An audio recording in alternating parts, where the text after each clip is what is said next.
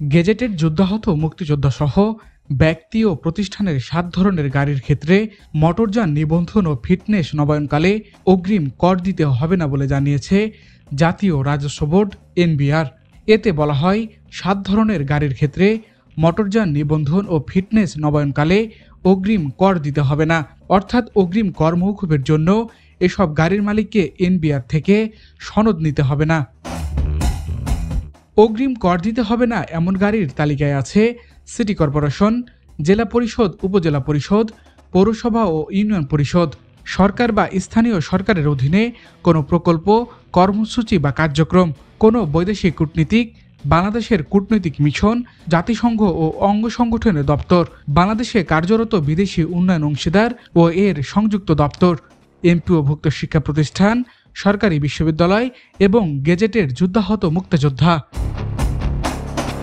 এরই মধ্যে বাংলাদেশ সড়ক পরিবহন কর্তৃপক্ষ বিআরটিএ-কে বিষয়টি জানিয়েছে এনবিআর। তবে আয়কর আইন ২০২৩ অনুসারে এ ধরনের গাড়িতে আগে থেকেই অগ্রিম কর প্রযোজ্য ছিল না।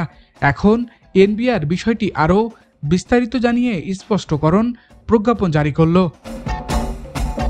করনীতি বিভাগ থেকে দেওয়া চিঠিতে বলা হয়েছে, আয়কর আইন ২০২৩-এর ধারা ১৫৩/৫ অনুযায়ী ওই ব্যক্তি ও প্রতিষ্ঠানের দ্বারা মোটরযান নিবন্ধন বা ফিটনেস নবায়নকালে কোনো প্রকার অগ্রিম কর সংগ্রহ প্রযোজ্য হবে না।